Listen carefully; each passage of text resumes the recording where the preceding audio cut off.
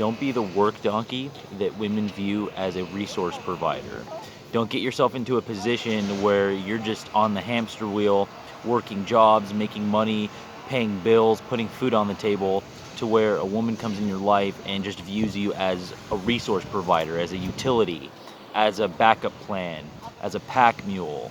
You don't want to get into that situation. And it can be hard to tell uh, whether you think a situation's genuine or not genuine.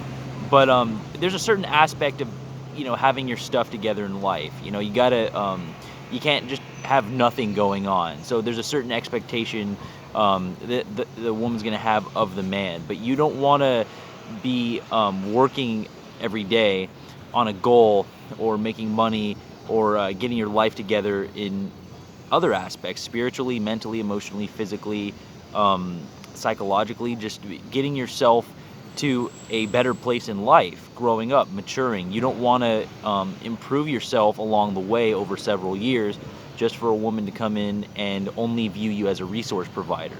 There's nothing wrong with her expecting a certain amount of resources. You can't just like sit around on the couch all day. She's going to be more attracted to the guy that's working, that has a little bit of money, right? That has something going on. So yeah, there's nothing wrong with like a base level of, you need to be doing something. You need to have some kind of depth to you on some level. But you don't want to get into the situation where you're only viewed as that utility. You're only viewed as that resource. It's kind of like a guy that's like working his whole 20s, and he's always wondering, oh, why did she leave me, or why did she break up with me? Why did she cheat? Why is she with that guy? He's working his whole 20s, and now he's at a better position in his 30s. And whether that's a business that he owns, or just a better job within his company, or just a better place in life in general. And so you're talking to the guy at 30, and he'll tell you, dude, I met this amazing woman yesterday. And it's like, it's kind of coincidental, like that you just started your business that took off, or you just got a job promotion, and then you say, oh, well, I met this amazing woman. It's like, yeah, dude, of course you met an amazing woman, that like right after you became successful. So just be careful of that, because you're gonna get yourself into that situation of just being a resource provider, just being a utility, right? So like if she was in her prime of fertility, in her late teens and early 20s, if she wouldn't have given you some sort of love or commitment or respect, or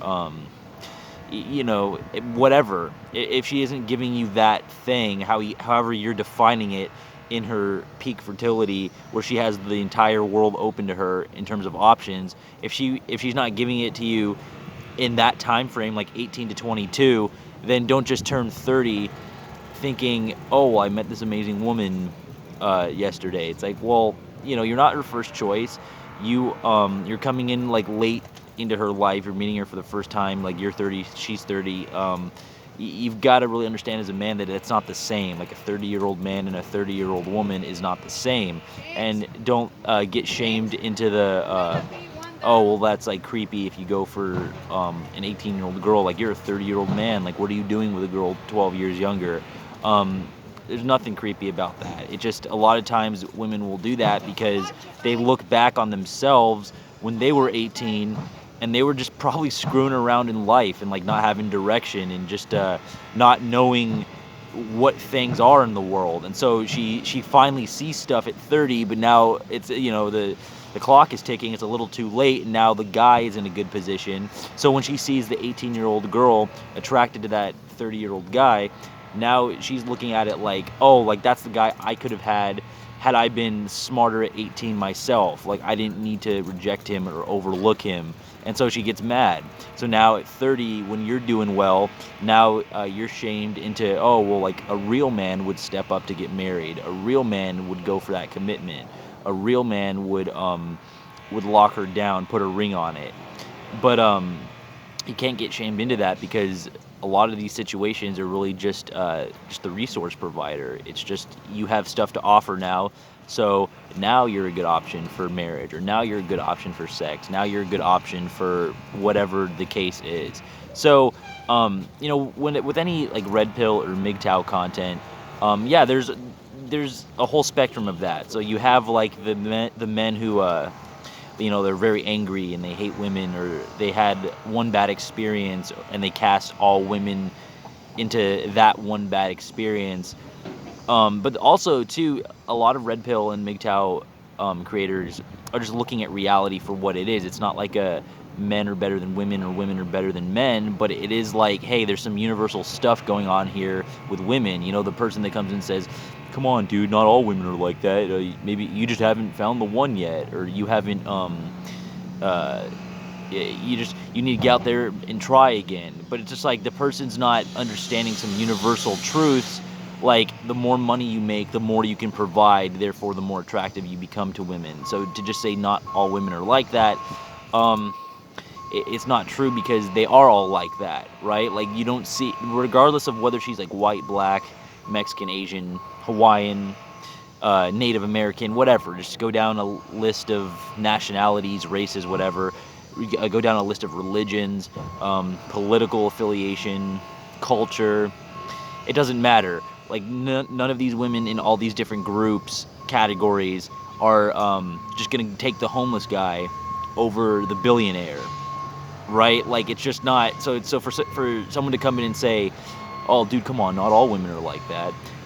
They are all like that. Okay, so it's like, and it's not to say that that's a bad thing or a good thing. It's just a thing, right? So like knowing where you lie on that spectrum, I'm taking two extremes there, like homeless and billionaire, but a lot of times you need those two extremes to help people see the bigger picture of what's going on. So I'm not homeless and I'm not a billionaire, so I'm somewhere in the middle, right? So understanding that spectrum, as a 26-year-old man, um, I can't just like meet a girl for the first time.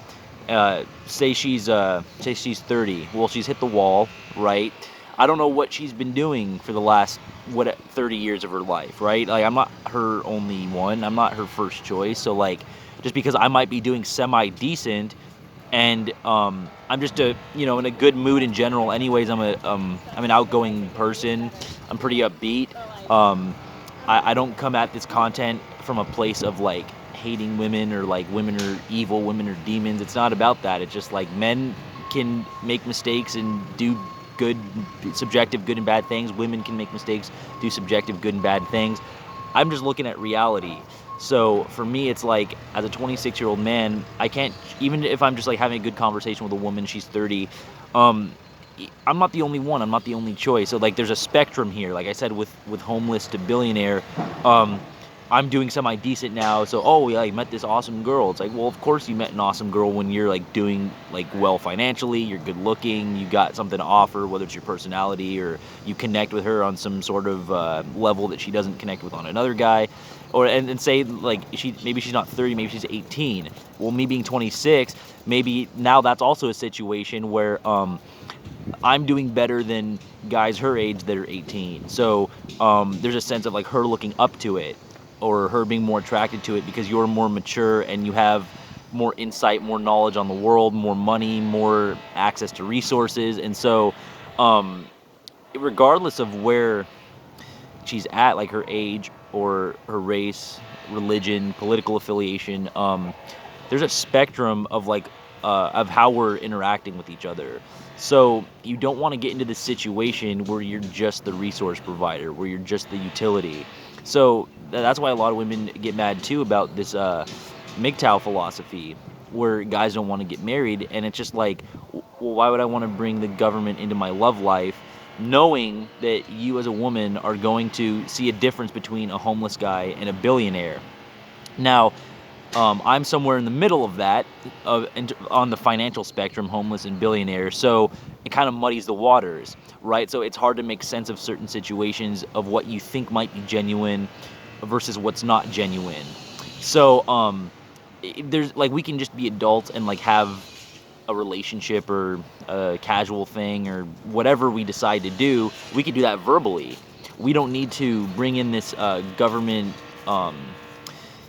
interference into our love life, into the bedroom, into our sex life. We don't need to bring the government into that. Now, people who want to do that, they want to get that contract, you can only lead the horse to the water. You can't make the horse drink. People are going to make decisions that they're going to make. So that's a personal decision if you want to go that route and get married. But for me, if like a woman were to come up and that's like a criteria, like I'm not wasting my time on a guy who won't think about marriage. Like, okay, well, go find a guy that's going to do that. Like, it doesn't make sense when your opinion of me is ever changing, right? Because it's temporal, based off of what I provide at a given time, according to your perspective of that given time. So, if I'm doing like at like a certain level financially now at 26, if I were to somehow like go bankrupt in 4 years and be like on the street at 30, versus if I were to blow up my YouTube channel and be making a bunch of money at 30, how does your opinion of me as a woman, how does that change, right? What does that change from homeless to being rich off of YouTube?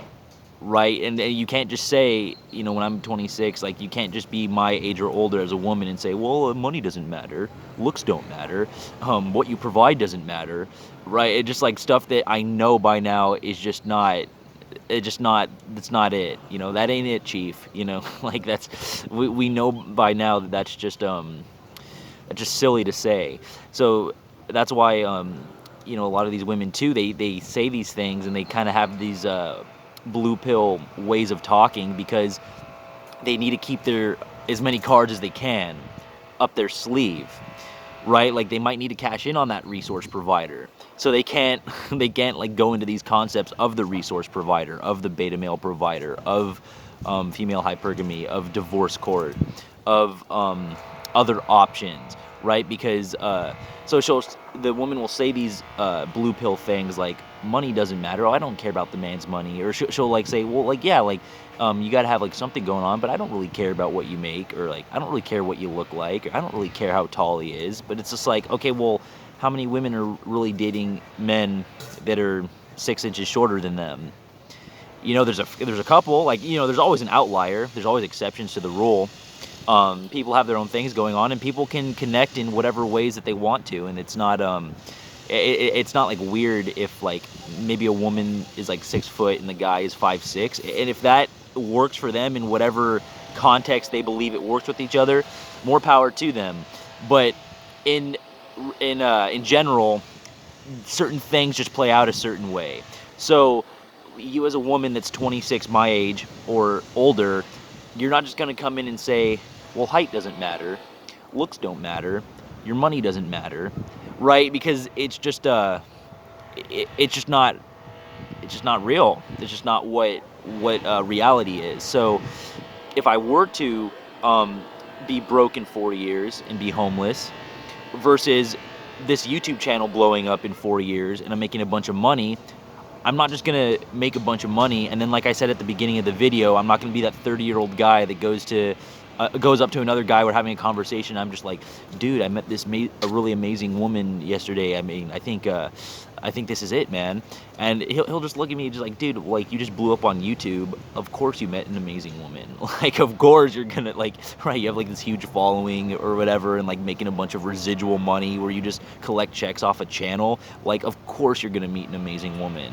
So it's not to say that like it's not to say that like women are gold diggers or they're bad, or it's like it's wrong for them to want a guy to have his stuff together.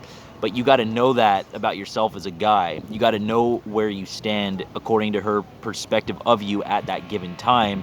You don't want to get into a situation where you're just looked at as the resource provider, as the utility, he's a good option now. Wasn't a good option then, but now he's a good option. Or now my time's running out and I got to find somebody, so he's doing semi-decent. You don't want to do that. Don't be the pack mule. Don't be the workhorse. Don't be the resource provider. Don't be the work donkey.